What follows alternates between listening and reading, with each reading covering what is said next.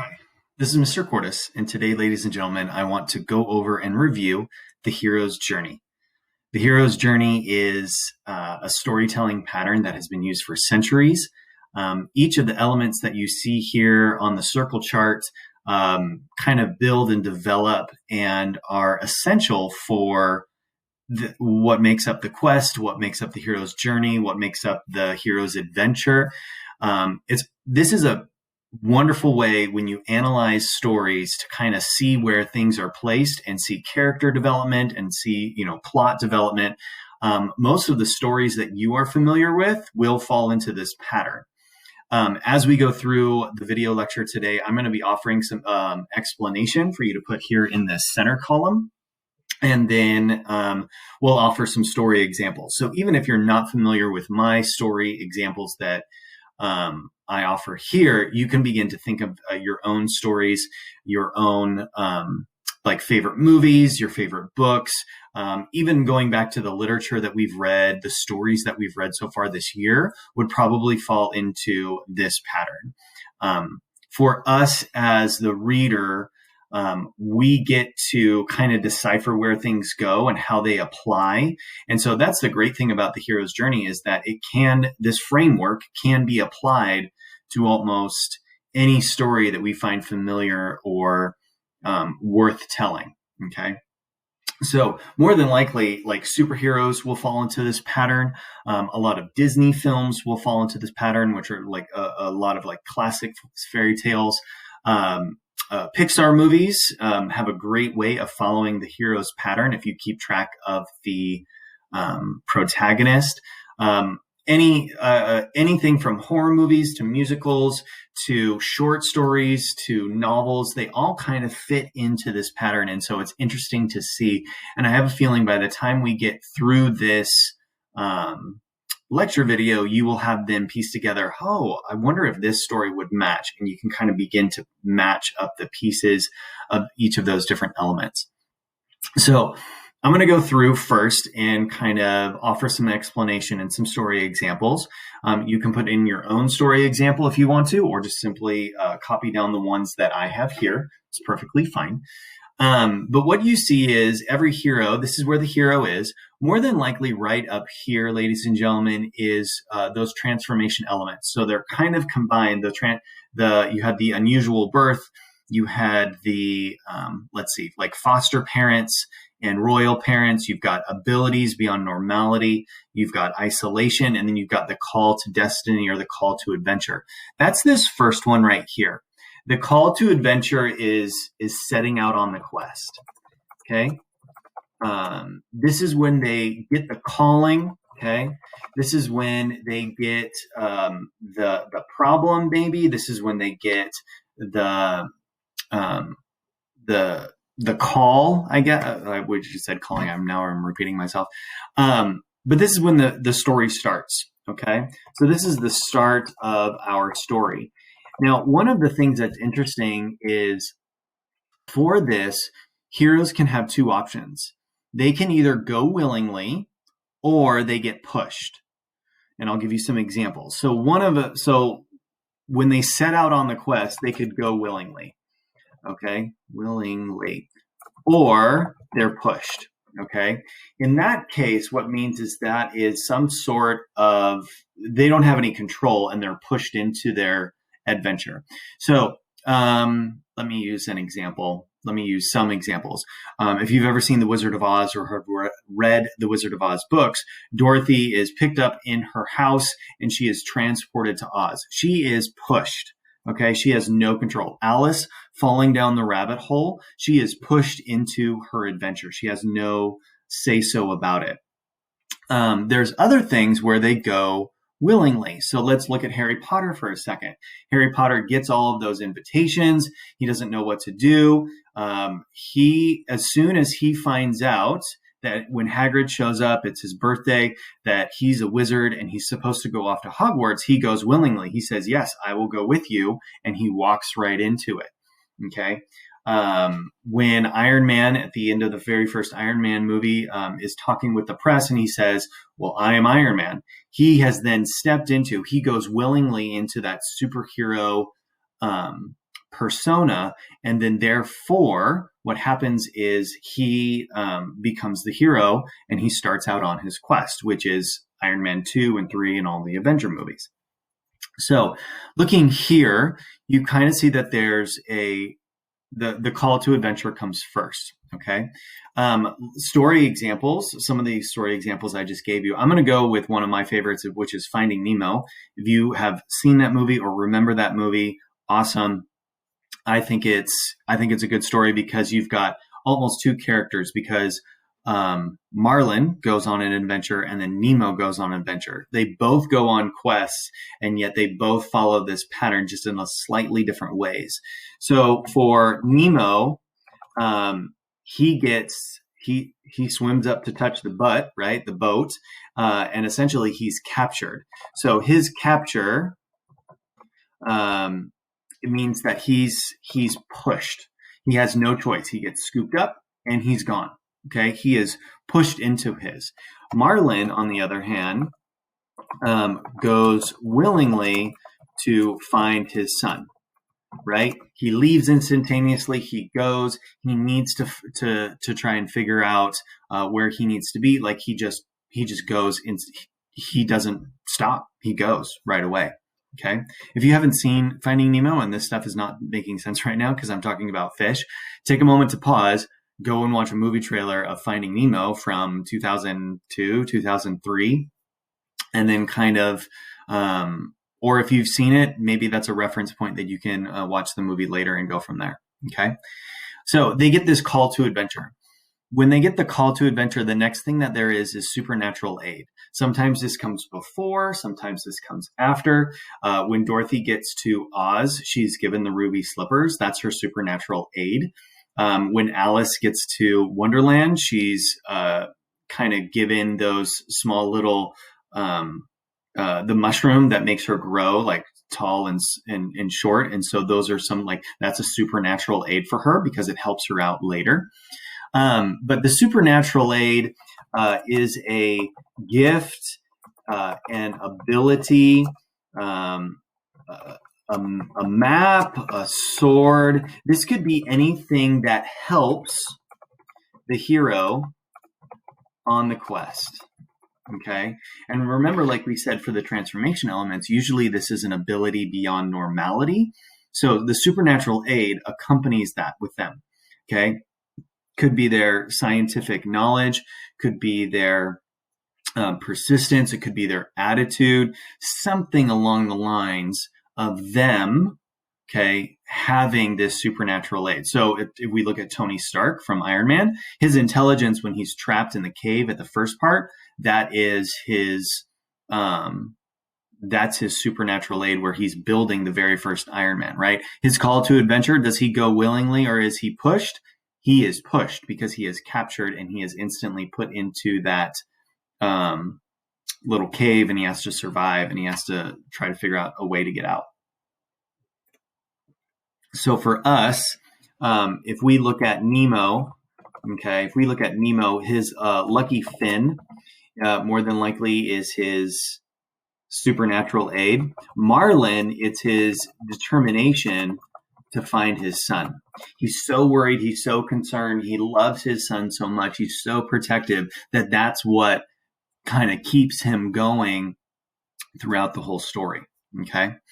So you've got the call to adventure, you got the supernatural aid. Right here, you've got crossing the threshold. This is the known to the unknown. So let me kind of skip down here. The known to the unknown. The known world is what's common and familiar to the hero. Okay. They know it. They've grown up in it. They've experienced it. This is the familiar. Dorothy's in Kansas. Nemo and Marlin are in the reef. Like, these are places that are familiar for them that don't change. The unknown is the world, is the new world where they venture to. Okay. So the unknown is the unfamiliar. It's the uncharted. They have no clue what's going on. If you look at that, like Dorothy obviously goes to Oz. So Kansas is her known world. The unknown world is is the land of Oz. Same for Alice. Wonderland is the unknown. England is the known world for her. So you begin to see that there's a transformation. Now, what about those heroes who don't change? Okay. That then takes on a shape of it being in their mindset. So let me give you an example of Peter Parker. Okay. Peter Parker's known world is New York. He lives in New York. He lives with his Aunt May. That's his known world. He's a high school student. That's it. Once he's bitten by the spider and he gains his spider senses and gets his supernatural aid, he then therefore is able to live in this world where he has superpowers and he's aware of all of the evil and crime, and he has to figure out what he has to do in that. So the new world it's still New York, right? It's still New York. However, the unknown world is how to navigate through that with his abilities. Okay. How does a hero go through, like how does Iron Man, Tony Stark in the very first movie, navigate through this idea of him now having a suit, him now having this power and this ability? Like how does he navigate through that? So that could be his unknown world. Now the threshold, or sometimes it's called like crossing the threshold. This is where essentially the hero goes from one world to the next. Okay. When Nemo is captured, he's instantly dragged into and crossed the threshold. Okay. So Nemo goes from the reef to the fish tank. Okay. That's his known world to his unknown world. For Marlin, it's the reef to the open ocean, open sea, right? That's the unfamiliar part for him. So you have to understand where is this? And crossing the threshold, it's not a monumental thing. Sometimes it happens very instantaneously. Harry Potter, him crossing the threshold was going to Diagon Alley, going to platform 9 3/4. A lot of people think going straight through, the wall barrier at the train station is part of him crossing the threshold to go from the known world to the unknown world. So when you have that character transition, the crossing the threshold could be an event. It could be just a simple like determination. It could be a mindset thing of how do they move from one place to the next. Okay. Someone recently did the newer Star Wars movies, the latest 3 with Rey and Finn and Poe and all those guys. And for Rey, our main character, she's our hero. As she progresses through, her known world is Jakku, which is the desert planet. And as she ventures off, as she leaves, as she's crossing the threshold, that was when she first got in the Millennium Falcon and with the TIE fighters were after her. And that's part of the crossing the threshold because immediately after that, she left. So then she goes into the unknown world. Okay. So we've got some examples here, the unknown world, crossing the threshold. As you can see already, even in the Finding Nemo examples, they kind of bleed together. So notice is the hero's journey is a very fluid thing, which means it can change and modify. Like part of the call to adventure for Peter Parker is that he gets bitten by a spider and he's, Spider-Man at this point. Crossing the threshold, like they kind of fade into each other. Maybe that's a better word than bleed. But they fade into each other and tell each other different things. Now, this part right here, you've got a couple different ones. One, you've got helpers. Okay, let me see what's next on my list. Helpers, good. Helpers. These are individuals who come alongside the hero. Okay, so these are people who come alongside the hero. Okay. So these are like friends. There we go. These are friends. These are people who go on the journey too. Okay. Dorothy has the Scarecrow, the Tin Man, and Lion, right? Alice has the Mad Hatter and the March Hare, Tweedledee, Tweedledum. Like there's characters that she meets along the way, which prove to be helpers because they help in some capacity. Okay. So for, let's say, Marlin, for Finding Nemo, for Marlin has Dory, right? Dory becomes the helper who travels with him and helps him figure things out. Okay. Nemo would probably have the other fish in the fish tank, right? The other fish in the fish tank, because they offer some sort of guidance. They offer like some insight. Now, the helper, you'll notice there's a couple helpers come along the way. So Harry has Ron and Hermione. Okay. Let's see here. For Tony Stark, you'd probably have Pepper Potts. You'd probably have Jarvis. Those would be helpers in the very beginning of his journey. Now, that's different than a mentor. Okay. A mentor is an older, wiser individual who gives insight and sometimes has been on the journey before.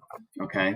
So even though Harry Potter has Hermione, Ron, those are his friends, his helpers, his mentor would be Dumbledore and Hagrid. Okay. Those are helpers. Or excuse me, those are mentors. Those are not helpers. Anyone who comes along and gives some sort of advice so that the character kind of begins to process and then move forward does that. So when Tony Stark is thinking about him being an Iron Man and being a superhero, he thinks back to what his father has told him. He looks for other insight. The guy with the eye patch, Nick Fury, when he comes in, he's kind of like more of a mentor in that very first movie. As he progresses through, he becomes more of a helper because his character develops.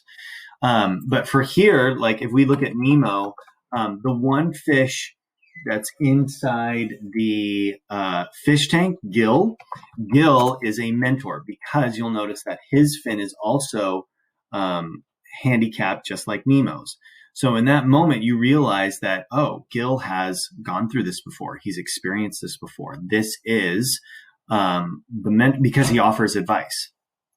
For Marlin, I would say more than likely he's got a couple. One are the sharks, okay, because the sharks come in and they tell him, they give him advice, where they're going, all those other things. I would also say Crush, the turtle, because he's the one during that father moment when, oh gosh, what's that little tiny Squirt, like goes out of the ocean and then suddenly he, oh no, it'll be okay, dude. And he like brings him on back, and Marlin learns about being a parent and letting the child experience those things and letting go. So those would be mentors as you progress through. Okay. Even my nephew loves the Cars movies, and Lightning McQueen, even though he has those other cars around him, which are helpers, more than likely, Doc, the older car who has run the race before, that is the mentor. So there's always some sort of mentor. There's always some sort of older person who has ventured through this. Now, as you go through, you'll notice that there are challenges and temptations. Okay. These are smaller events that build the hero's, let's say, like abilities, knowledge, skills. These are things that when you're watching the movie, you realize, oh, this can't be the end. Yes, there's a small little battle scene, but this can't be the end, right? When you're watching things that kind of build towards these are the challenges and temptations, okay? When Dorothy is going down the yellow brick road and she encounters the witch, or she encounters like the field of poppies, those are challenges and temptations, okay? Smaller events that help build up the character. Usually when I'm watching a film, not even like just halfway through, there's some sort of fight scene or battle scene, and I'm realizing it's not the end, so our hero's going to make it through, but it helps our hero learn from something. So if you remember the Spider-Man movie, I think it's Spider-Man Homecoming, as Peter Parker's going through and the boat like splits, if you remember that scene, and he has to like pull it together, and Iron Man sends his suit in to help or whatever. That's a challenge and temptation. I know at that moment in time, this is not the final scene of that movie. More has to come later. So at that moment, it's a smaller event. Okay. Right here, let's say for Nemo, this is when he's trying to like clean the tank, right? And get up and stop the whatever device it is that's used to filter out the filter, right? You also have Marlin. There's lots of smaller temptations. So you've got like the jellyfish that he has to bounce and get through. There were there was another part of Marlin. I'm drawing a blank. There was the bombs, but that was when he was with the sharks, the EAC. There was another part where he kind of has to navigate through. I'm drawing a blank right now. But he has to like really figure it out. What are these small little things that I need to get through in order to find my son? Okay. So they go through challenges and temptations. Harry Potter and Hermione and Ron, when they face the ogre on Halloween in the very first book, that's a challenge and temptation. That's not like a big deal, right? His Quidditch match, there we go. That would be a challenge and temptation. That's not like the be all end all, right? Now, all of that leads up to the abyss. The abyss is where there's a death and rebirth. Okay. Something has to happen. This is normally where we have our big battle scene, or we have some sort of huge monumental moment, because if you look afterwards, there's transformation and atonement, and these things happen real fast. They like scoop right up. And sometimes this is in the last part of our story where it's death and rebirth, transformation, atonement, and then they're sent home. So looking here, the abyss, the death and rebirth, this is like the big battle scene. Okay. This is like essentially like, if you're looking at a plot chart, the climax of the story. Okay. You're looking at for a moment where you actually think that the main character has died. You actually think like, oh my gosh, this cannot be, there has to be more to this. Okay. If you've watched Endgame and Infinity War and all those last Avenger movies, probably at the end of Infinity War, that's the abyss. And we're left in the abyss until we come back and experience the transformation, atonement, and then return through Endgame. So there's this big battle scene, the big climax. This is when it's like all hope is not lost, but you're just kind of like, oh my gosh, is this it? Have we worked up to this moment? So this is when Harry Potter is in the I want to say Chamber of Secrets. That's the second book, but yeah, we could use that one. He's in and he's fighting the Basilisk, and he needs to get rid of Tom Riddle and the diary, and he's trying to fight. And there's moments where you almost think that Harry is going to die. Okay. You almost think that your hero is about to die in that moment. It's the climax of our story, the big battle scene. Everything is coming to a head. If you look at Marlin and Nemo at this point, for Marlin, it's kind of like when he thinks that his son has died, when he can't find his son anymore and all hope has been lost. For Nemo, it's when they like get out and he like goes down the drain. Like there's all these components. However, for Marlin and Nemo, did I say that right? Marlin and Nemo, we get the part where they're both out, they're both ready to go home, and all of a sudden, the net picks up all of those fish. And it's the very end where he's like, he just got free, but then he's sucked back in and he's going to be captured again. And he doesn't want to do that. It's the fish net at the very end. And so at this moment in time, this is when Marlin's like, I can't lose you again. I can't lose you again. And Nemo's like, no, Dad, you have to trust me. And all of the things that Marlin has learned throughout the way build up to this, because that pushes us into transformation and atonement. Okay. So in the abyss, this is where you think people die. You think Iron Man is dead. When he fights the one guy from the very beginning, I don't know his name. But you kind of think like, oh, this is not going to go well. Big battle scene. This is the fishnet. Now the transformation is when the hero acts differently. They have changed somehow. So the hero acts and behaves, if I can type right now, differently based on what they've learned or experienced. Okay. If there's a part in I think it's the 5th Harry Potter film, when at the very end, Harry is talking to Ron and Hermione. He's like, you know what Voldemort doesn't have? He doesn't have love. He doesn't have friends. And he's piecing together. And his transformation at that moment is for Harry to realize that those relationships matter. And that's what's going to help him as he progresses forward. So here, the transformation is that Marlin lets his son go and try to save the fish caught in the net, right? He goes and he tries to save them. For Nemo in this end, this is where Nemo is brave and takes on something bigger than himself, right? That tiny little clownfish went and tried to and got everyone to work and to swim downwards in order to break the net. He is doing something bigger and beyond because he had that those experiences. Okay. And now atonement is where, and follow my track of thinking, atonement is when the wrong has been right.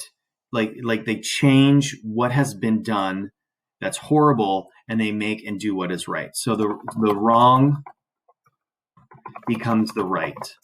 Okay, they have to make amends. They have to fix what's wrong. They have to offer kind of like a sanctuary. Like they have to figure out that something's not going to happen. So if you look at Spider-Man: Homecoming, in the very end, Iron Man has already said, if you're not, you don't deserve this suit, it's not going to be for you. However, so he's there fighting the Hawk guy, I think his name is, and like he's fighting in his pajamas, his regular first suit that he always had, and he's like crushed, which is our abyss. Like we think Peter Parker is dead, like he has been crushed. He pulls himself out and he has to write, like he knows it's not the suit, it's him as a person. I have to stop this before anything else happens. Okay. For atonement for Marlin, it's when he lets his son go, right? He trusts his son, right? He lets him go. He trusts his son. He comes back and says, oh, you did it. We did it together, right? For Nemo, it's the fact of him putting out his confidence. So transformation and atonement do bleed together sometimes, okay? If you look at this for atonement, this is when like Harry frees Dobby, the house elf, right? The wrong becomes the right. He fixes what needs to be fixed. So sometimes in the very end of a story, they offer to someone who's on a bystander. There's something that they have to change or fix within society to make it right. Okay. So Marlin trusts his son. Nemo is confident. Let me write that down. Nemo is confident. There we go. And that's the opportunity for the wrong to be righted. The wrong becomes the right, and that has been fixed. Okay. Now, all of this, they go through this whole journey and they come up over here and you get to the return. Now you'll notice the return actually crosses back over into the unknown, or from the unknown to the known. Sometimes that happens, sometimes it doesn't. Okay, so just like Peter Parker, he's not going to go to a different New York City. He's just going to the same city, but he is different. With that being said, two things. So this is returns to the known world. Okay, back in high school, back at the Dursleys, back in the Reef. They are someplace familiar to them. But there's two things that happen. One, heroes can be accepted and welcomed. Yay, you made it. Like when Marlin is there and he's telling the jokes and all the other fish are laughing. Like Marlin has confidence, right? Telling jokes. He's not as anxious or worried, right? And so you can see like he has developed as a character. The other part is there some sort of rejection.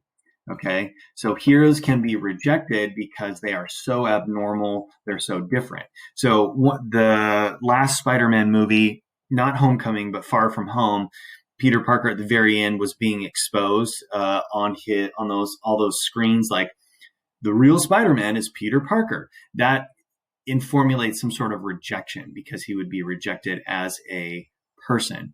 I know, I think it's either The Dark Knight or The Dark Knight Rises, and where Batman like runs off at the end of the movie because he takes the blame for a death of a politician. So at that point, he's rejected.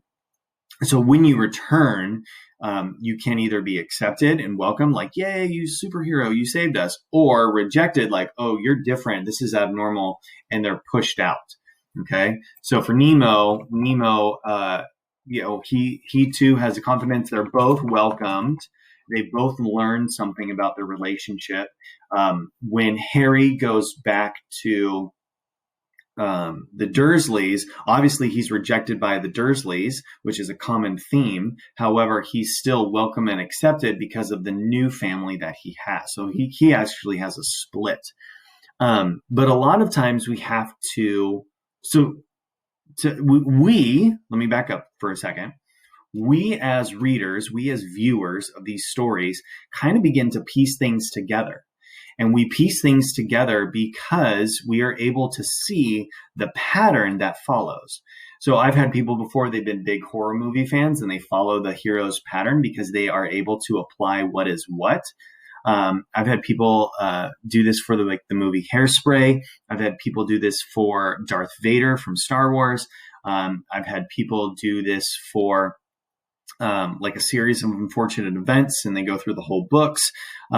This storytelling pattern is able to be applied to 98% of what we read, from what we watch, because it's a formula, it's a pattern, it's a framework that storytellers have used forever. So with that being said, there's a lot that has gone on. Okay. You can already think, if you think even back to some of your favorite movies, Pixar movies are always great because they follow this pattern in just a fun, different, funky way. One time I had a student, she did the Inside Out characters like joy and sadness. And then another student did Riley, because Riley goes on her own adventure too. And so even though there's multiple characters, they still fall into this pattern. So you could go for Luke Skywalker, and then you could go for Anakin Skywalker or Rey Skywalker. Like all of them fall into this pattern. And you are the one to be able to determine, okay, what is it when they cross the threshold? Who are their helpers and mentors? What is that moment where we think that they die and we're able to come back to life? Okay. So all of this to say, this is a great storytelling pattern. You guys are going to have the chance to review this, to create your own heroes, to do this for your own hero's journey. I'm so excited that you guys get to experience this. Please message me if you have any questions or concerns, and I will talk to you guys later.